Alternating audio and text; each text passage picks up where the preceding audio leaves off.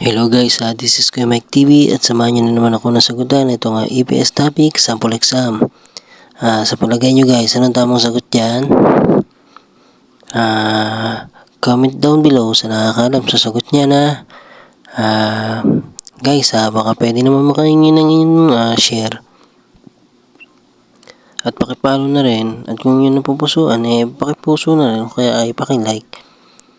Ayan guys, tamang sagot dyan guys is number 4. Sana makatulong sa inyo yung mga ginagawa kong video sa lahat ng mag-e-exam. At mag-e-exam at nag-aaral pa lang. Sana makatulong tong video na to para mabilis kayong makamemorize ng mga picture.